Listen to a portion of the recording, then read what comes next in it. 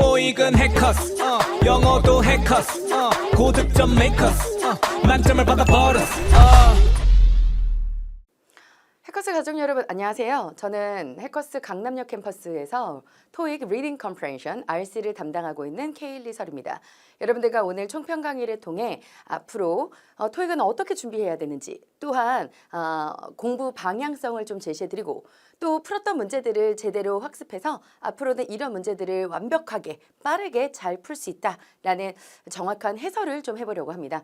먼저 문제의 난이도를 얘기해 보려고 해요. 자, 문제 난이도를 좀 얘기해 보도록 할게요. 여러분, 이 문제 난이도는 파트 5는 중중상. 근데 맨날 이제 중중상, 중중중상, 중중중중상 이러면 도대체 뭐냐라고 하면 사실 솔직하게 말하면 거의 대부분의 문제는 난이도 중급이었습니다. 크게 독특하게 힘들거나 어려운 문제는 없었는데요. 그런데 요즘은 어떤 게 핵심이냐면 토익은 단어만 알고 있어서는 안 된다. 요즘은 이 단어가 어떻게 잘 사용되는지, 어떤 식의 틀로 사용되는지를 받느냐라는 게 핵심이기 때문에요. 난이도를 중상에 가깝다라는 문제로 가져왔는데요. 보시면 문법이 12문제가 들어가 있습니다. 그러면 파트 5 30개 중에서 12개가 문법인데 아주 무난하게 뭐 비동사, PP 사이에 부사를 쓰거나 또는 소유격이 나오면 명사를 쓰거나 이렇게 크게 힘들지 않은 문법 문제들이 있었어요. 그런데 전치사냐 접속사냐 뜻도 정확하게 알아야 되지만 그 뒤가 문장으로 전개가 될 수 있는지 또는 문장으로 전개가 될 수 없는지 또는 전치사인지 접속사인지 아니면 부사인지 이런 것들을 파악해서 문맥을 보는 문제가 7개나 있었고 어휘도 알아야지만 찾는다. 그런데 그 단어만 아는 게 아니라 함께 쓰는 틀들을 봐둬야 조금 수월하다라는 문제가 나와서 요즘은 트렌디에 맞게 트렌드하게 뭐라 그러죠? 트렌디한 문제들이 나왔다라고 생각하시면 돼요. 잘 쓰는 표현들을 그럼 여기서 제대로 어휘력을 키우자라는 거 할게요. Part 6도 마찬가지로 중상에 가깝습니다.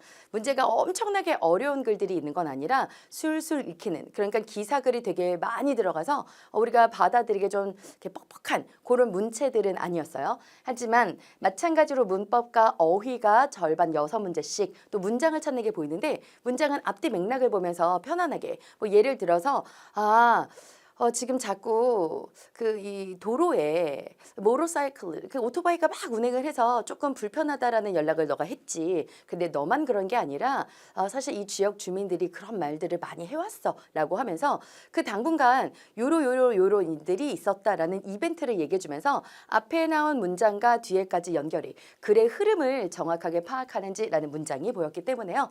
지금부터 그럼 어떤 걸 좀 더 포커스를 잡을 거냐면 문법도 잡을 거지만 잘 나오는 어휘가 누구랑 함께 쓰이는지 정확하게 내 언어를 만든다라는 거 시작해 볼게요.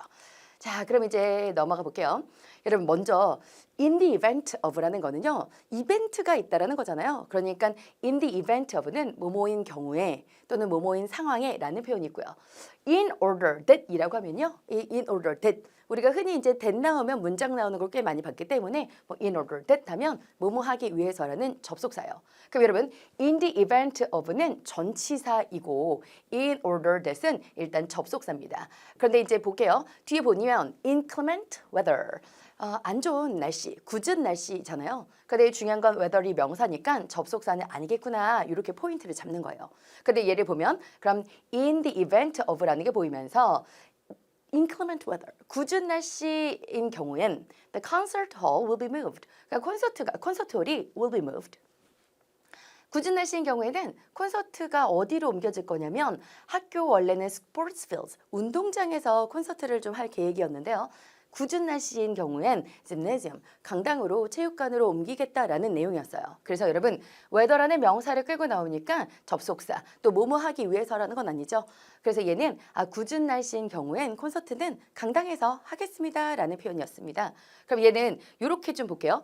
in the event of는 뭐뭐인 경우에라는 표현으로 또 누가 잘 쓰냐면 in case of라는 표현 쓰는데요. 이때 누구랑 잘 쓰냐면 in the event of 또는 in case of weather. 그러니까 어떤 날씨 때문에 날씨인 경우엔 이렇게 하겠다. 비가 올 경우엔 이렇게 하겠다. 또는 교통체증. 예를 들어 I-15 고속도로 15번 고속도로가 정체될 경우엔 국도로도 많이 이제 디투어를 하시면 좋겠다라는 얘기도 나오고요. 또는 화재, in case of 또는 in the event of fire. 화재인 경우는 엘리베이터 타지 말고 그치? 뭘 이용해요? 계단을 이용하세요라는 표현 보이죠? 그래서 in the event of 또는 똑같은 표현으로 in case of 이렇게 연결해 두시면 되겠네요.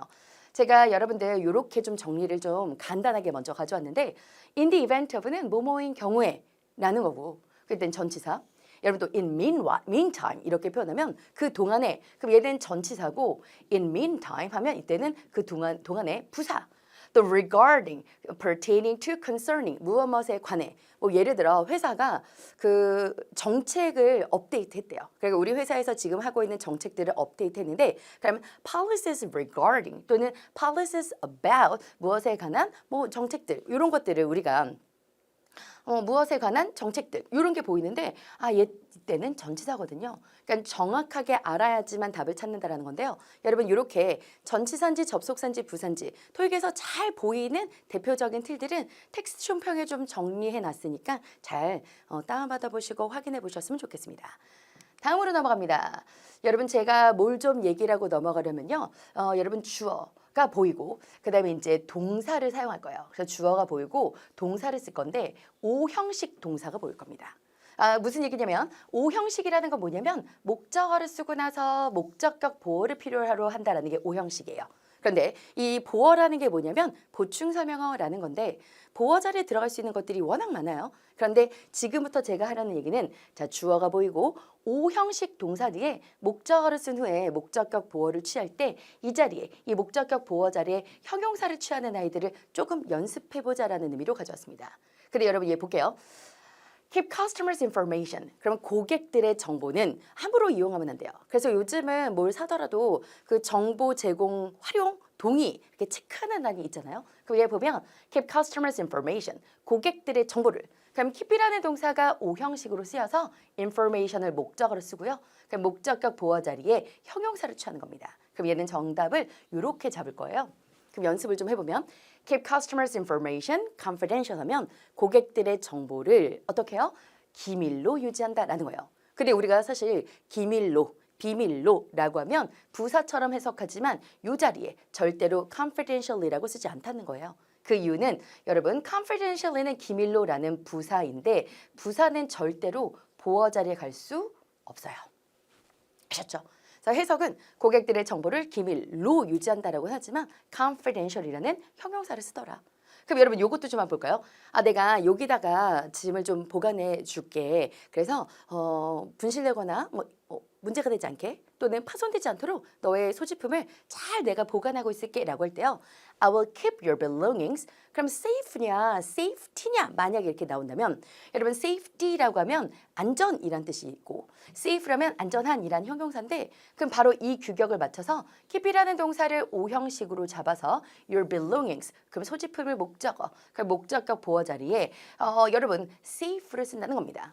사실 보어 자리에는 명사를 쓸 수 있는데 중요한 건 보어 자리에 명사를 쓸 땐 일치해야 돼요. 그럼 나는 강사다. 그럼 나 강사 일치할 때 보어를 명사로 쓰는 건데 이 자리에 safety라고 쓰면 나는 너의 소지품들을 안전이라고 유지할게 라는 게 아니라 안전하게 보관할게 이런 식으로 연결을 하더라라는 겁니다. 아셨죠? 그래서 보어 자리에 쓸 수 있는 것들이 여러 가지가 있는데 상태나 성질을 표현할 때 이렇게 형용사를 쓰는구나 라는 건데요. 제가 여러분들 아예 정리할 수 있도록 오형식 동사로 목적어를 쓰고 나서 목적격 보어 자리에 형용사를 잘 취하는 동사들 5개를 좀 가져왔습니다. 보시면 make, find, keep, leave, consider 이런 식으로요. 간단하게 예를 하나 들자면 여러분 make를 가지고 예를 들게요. make it possible 이렇게요. 그럼 make it possible 하면 A를 가능한 상태로 한다라는 거거든요. 근데 이걸 편안하게 해석하면 A를 가능하게 하다라는 건데 사실 가능하게, 삐딱하게, 이렇게, 저렇게 라는 건 부사지만 아까도 무슨 얘기를 했었죠? 부사는 절대로 어느 자리에 보어 자리에 갈 수 없기 때문에 해석은 A를 가능하게 하다지만 절대로 possibly라는 게 아니라 possible을 쓰더라. 직독직해라면 A를 가능한 상태로 만드는 거니까 편안하게 의역했을 때 A를 가능하게 하더라. 그래서 여러분 이 목적격 보어 자리에 형용사를 잘 취하는 동사 5개 make, find, keep, leave, consider 이런 식으로 미리 기억을 해둔다면 정답을 무엇을 물어보는지 이게 단어 뜻만 찾는 것이 아니라 큰 규격이 눈에 들어온다면 답을 찾는 데 훨씬 더 수월할 거다라는 겁니다. 넘어갑니다. career. 여러분 career라고 하면 뭐 직업이나 경력 등을 표현할 때 직업, 경력. trail이라고 하면 그 발자취를 따라가는 길, 추적되는 그 길, 뭐 이런 느낌이 있는데 한번 볼게요. Those people looking to pursue. 그러면 가로를 좀 칠 건데요. looking부터 media까지가 이렇게 수식을 해주고 있다라고 봐주시면 돼요. 그럼 for those people, 그러니까 어떤 사람들. 근데 요즘은 여러분 those people에서 people도 생략해서 그냥 those라고만 불특정 다수를 표현할 때도 많이 씁니다. For those people, 어떤 사람들이냐면 looking to, 무엇을 좀 내다보고 기획하고 있냐면 pursue, 추구하는데요. 미디어 쪽에 무엇을 추구하는 걸 보고 있는, 그러니까 뭔가를 하려고 하는 사람들은 we advise you to do. 근데 여러분 이 advise가요 5형식 틀로 쓰여서 advise 목적어, 투부정사를 목적격 보어로 쓰는데요. 그러니까 미디어 쪽에서 경력을 일을 하고자 생각하고 보고 있는 사람들을 위해서 우리는 we advise you, 여러분들께 gain experience, 경력을 그 관련 분야에서 경력을 쌓도록 조언한다, 충고한다라는 표현이에요. 그래서 여러분 얘는요, pursue라는 게 추구하다니까 발자취나 지나간 흔적들, 길들을 pursue, 추구하는 게 아니라 잘 쓰는 표현이 pursue a career 이렇게 하면 그쪽 경력을 하도록, 그쪽에 관련 일을 하도록 계획하고 추진하고 있는 표현을 pursue라고 합니다. 그럼 여러분 이런 거 대신에 또 어떻게도 많이 쓰냐면 pursue a goal이라고 하면요, 그 목표를 a goal 하면 goal, 목표죠. 목표를 추구하다니까 그 목표를 향해 달린다라는 표현도 쓸 수 있고요. 또는 pursue studies라고도 써요. 그럼 여러분 studies 하면 그 연구나 학문, 그 관련된 교육 또는 그 곳에 관련된 분야의 공부, 학문 이런 것들을 추구하다, 연구를 하다라고 했을 때도 pursue studies라고 표현하는 것도 봐두시면 되겠네요. 자, 그 다음 넘어갑시다. 여러분 이 단어를 볼까요? hearty라는 단어와 hearty, satisfied라는 단어인데 여러분 heart라는 건 알잖아요. 그치? Listen to my heartbeat. heart, 심장. 그러면 심장에다가 y를 붙여서 형용사화한 건데요. 문장 하나 봅시다. In addition to, 그럼 게다가 아주 잘 쓰는 전치사죠. evening meals, 그 저녁 식사에다가 in-room dining, 그러니까 호텔에 관련된 거네요. 호텔에서는 그러니까 저녁 뷔페든 저녁 식사 그 다인 레스토랑들이 있을 텐데 그냥 저녁 식사 그 레스토랑이거나 in-room dining, 그래서 룸 서비스로 음식을 주문해서 식사를 호텔 방 안에서 하는 거에다가 또 호텔은 호텔 guests can also enjoy, 무엇을 또 누릴 수 있냐면요, breakfast in the main restaurant upstairs. 그러니까 in-room dining, 식사를 저녁에 직접 가서 저녁 식사해도 되고 또 호스텔 룸에서도 음식을 주문해도 되는데 저녁뿐만 아니라 모두요 breakfast, 아침도 드실 수 있다는 거예요. 그래서 아침도 드실 수가 있는데 근데 여러분 얘는 보니까요 main restaurant, 그러니까 upstairs 위층에 있는 한층 올라가셔서 로비 위에 있는 레스토랑에서도 식사를 하실 수가 있는데요. 여러분 이건 hearty breakfast라고 표현합니다. 그러니까 hearty라는 게 도대체 무슨 뜻일까라고 하면요, 여러분 이런 거예요. 먼저 heart가 마음, 심장, 그러니까 마음이 따뜻한 것도 되고 쾌활한 것도 돼요. 근데 우리가 마음이 따뜻한 아침이거나 또는 여러분 뭐예요? 뭐 쾌활한 아침은 아닐 거 아니에요. 근데 어떻게 표현할 수 있냐면 hearty breakfast라고 하면 좀 든든한, 푸짐한 식사가 될 수 있는 든든하게 먹는 거를 hearty breakfast라고 표현합니다.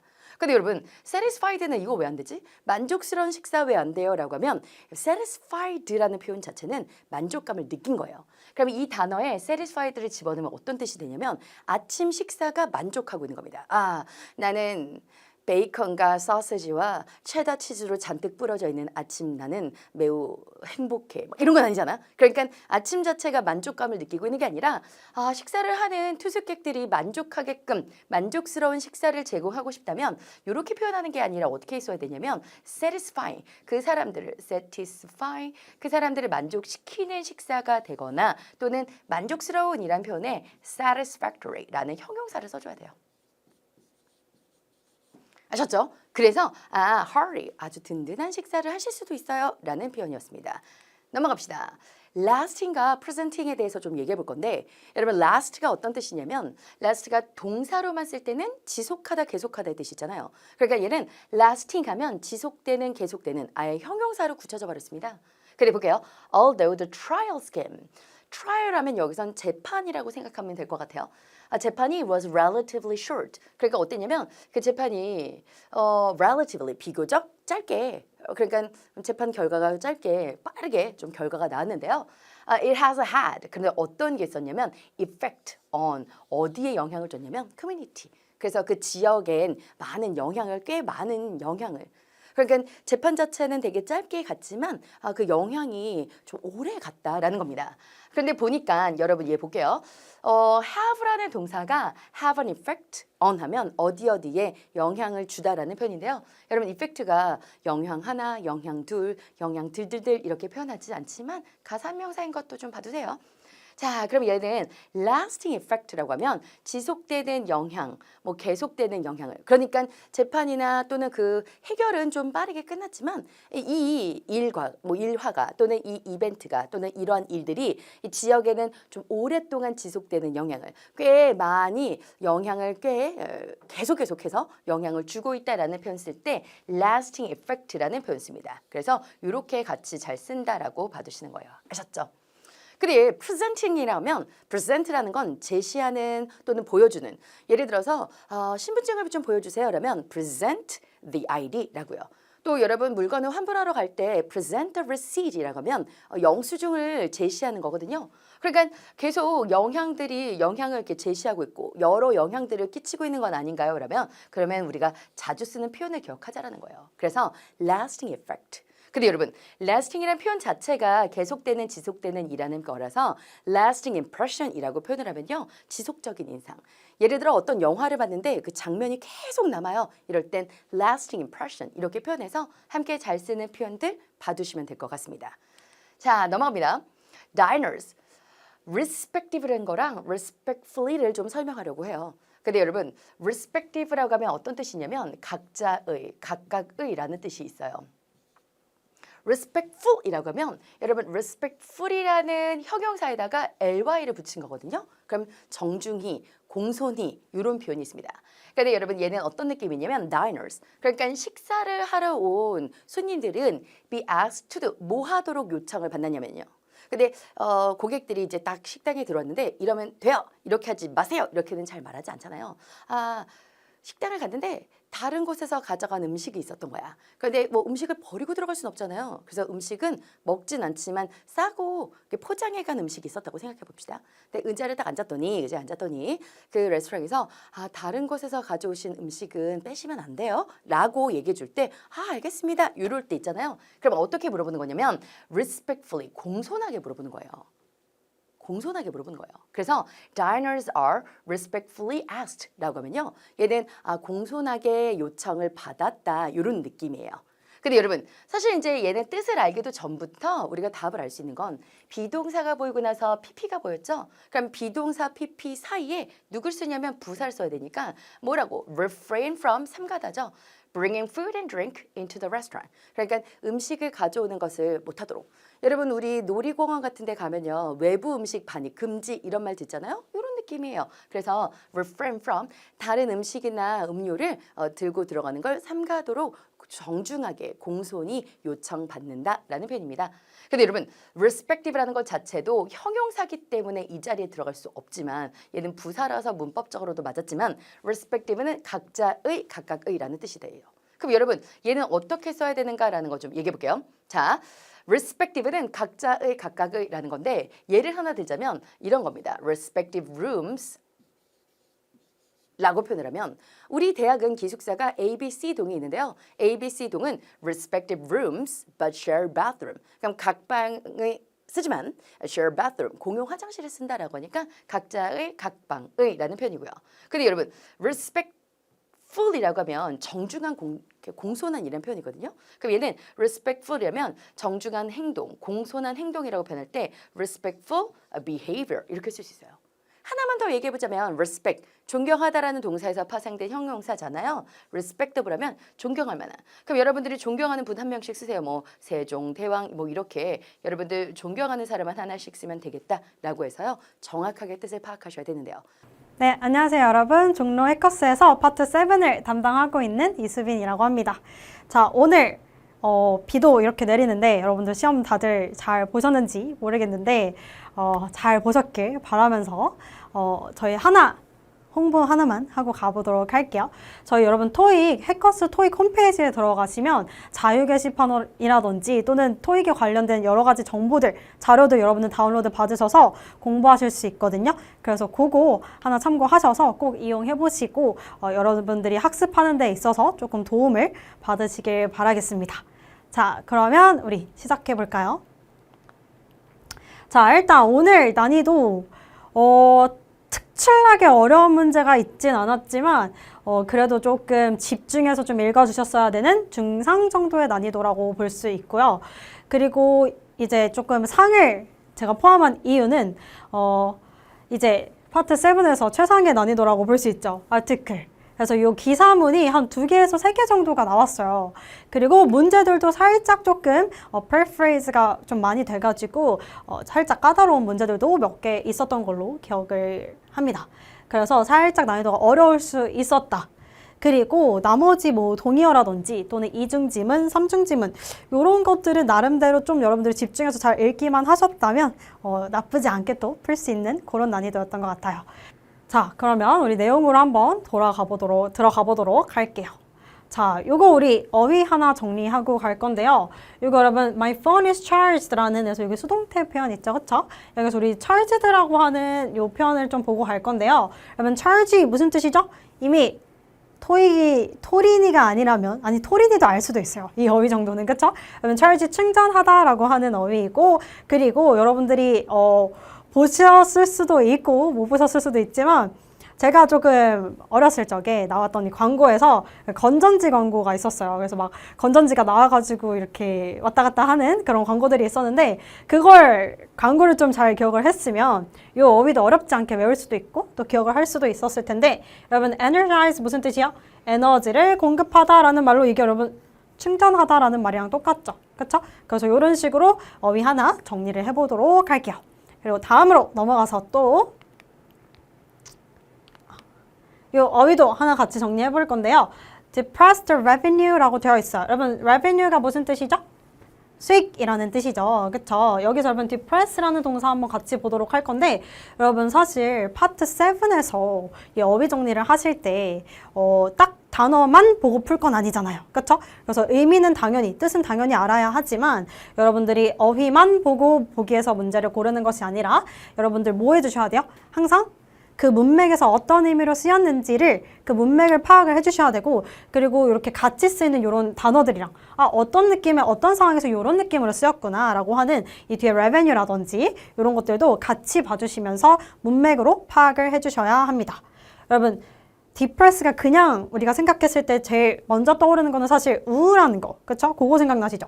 그래서 우울하게 하다라고 하는 뜻으로 기억이 납니다. 다만 여러분 여기서 revenue를 우울하게 할 수는 없잖아요. 그쵸? 그래서 이런 식으로 문맥을 좀 잘 봐주셔야 돼요. 그래서 어떤 감소시키다, 침체시키다 라는 뜻도 있다는 거 알아두시고 이 문맥에서는 그러면 요 두 번째 뜻으로 쓰였겠죠. 그쵸? 그래서 요거까지 같이 정리를 하고 자, 여기다가 플러스해서 우리 동의어까지 한번 정리를 해보도록 할게요. 여러분 파트 7은 사실 오늘 당장 이 총평 본다고 점수가 빡 오르고 이러진 않아요. 그래서 여러분들 파트 7은 조금 가볍게 어휘도 정리 쭉 해주시고 그리고 내가 어느 부분을 좀 놓쳤는지 시간 관리는 어떻게 했는지 거기에 조금 더 중점을 두는 게 좋습니다. 리뷰를 하실 때는. 자, 그러면 우리 여기 동의어 한번 같이 정리를 해보도록 할게요. 여러분, depress가 실제로 우울하다라는 뜻으로 쓰일 때는 이런 sadden이라든지 distress 이런 어휘들이랑 이제 바꿔서 쓸 수도 있겠고요. 그리고 감소시키다, 침체시키다라는 이런 문맥으로 쓸 때는 reduce, 감소시키다, 그럼 decrease, diminish, lower 이런 식으로 뭔가 낮추다, 감소시키다라고 하는 동사들로 대체돼서 쓸 수 있겠습니다. 그래서 파트 7에선 이렇게 동의어나 이런 것들을 잘 정리를 하고 어떤 문맥에서 어떻게 어떤 명사로 쓰이는지까지 같이 한번 봐주시면서 예문이랑 함께 공부를 해주시면 좋을 것 같아요. 자, 그리고 우리 요런 어휘도 한번 어휘 요거 덩어리 표현을 좀 정리를 해보도록 할게요. within walking distance라고 하면은 우리 walking distance가 도보로 걸을 수 있는 거리라는 뜻이거든요. 근데 그거 이내에 있는 거니까 도보로 걸을 수 있는 거리 내에 즉 뭐요? 가까이에 걸어갈 만한 요런 뜻으로 이제 쓰이는 표현인데요. 이것도 여러분 같이 조금 잘 알고 계시면 좋을 것 같은데 대단히 어려운 어휘는 없어요. 뭐 nearby, 가까이에 라든지 또는 neighboring, 우리 네이버가 우리 이웃이잖아요. 그쵸? 그래서 neighboring 이라든지 at the junction to, 그 다음에 next to, close to 이런 애들도 같이 정리를 하고 넘어가도록 하겠습니다. 나쁘지 않았죠? 자, 그리고 우리 텍스트 메시지 체인에서 하나 좀 이제 제가 꿀팁이라면 꿀팁, 아주 간단한 꿀팁을 하나 알려드리고 갈 건데 여러분 텍스트 메시지 체인이 처음에 이렇게 딱 봤을 때 텍스트 메시지 체인이라는 걸 읽지 않아도 누가 봐도 문자 이렇게 주고받는 거잖아요. 그쵸? 그래서 메시지 주고받는 건데 여기서 여러분 첫 번째로 조금 확인을 하고 가면 좋을 점이 몇 명인지는 대강 눈으로 확인해. 이거 몇 초 안 걸려요. 대강 눈으로 확인을 하고 가셔야 됩니다. 그래서 보통 2인에서 3인 정도는 나오는데 여러분 만이 나올 때도 있어요. 4인까지 나올 수도 있고요. 그리고 4인에다가 지문 속에서 또 다른 등장하는 그런 인물들이 더 나올 수 있거든요. 그렇게 되면 머릿속에서 이름이 너무 많아져서 헷갈리게 돼요. 그래서 저는 보통 처음에 나오는 애를 동그라미 이렇게 쳐주고 그 다음에 뭐 그 사이에 나오는 애를 세모를 친다든지 그쵸? 그런 식으로 조금 기호로 표시를 해두는 편이거든요. 그래서 여러분들이 조금 편한 방법으로 조금 가시적으로 표현을 해두고 그리고 좀 문제에 접근해 주시는 게 좋아요. 안 그러면 막 이름 찾다가 몇 초 걸리잖아요. 그쵸? 그것도 시간이 아깝기 때문에 여러분들 이름도 이렇게 표시를 해주시는 게 좋을 것 같아요.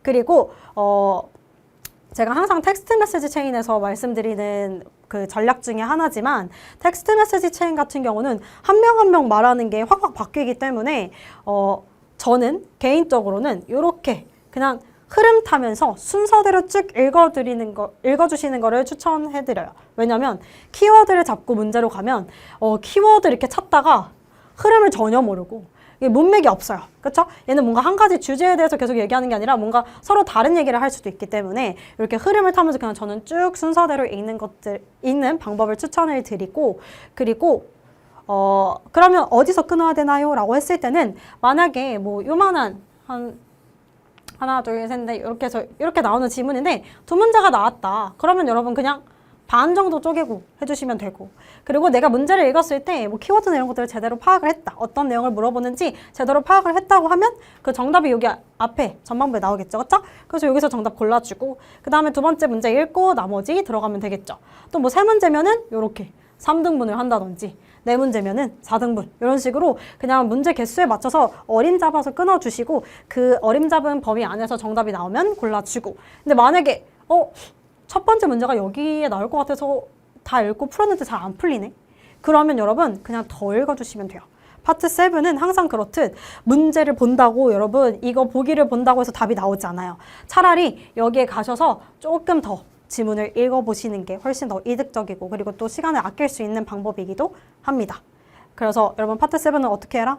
좀 넘어가 주셔야 돼요. 잘 안 풀린다 하면은 넘어가거나 또는 더 읽고 풀어주셔야 됩니다. 아시겠죠? 자, 그리고 여러분 의도 파악 문제에서 나올 수 있는 관용 표현들이 있어요. 여러분 텍스트 메시지 체인에서 항상 의도 파악 문제 하나씩 꼭 나오죠. 그렇죠?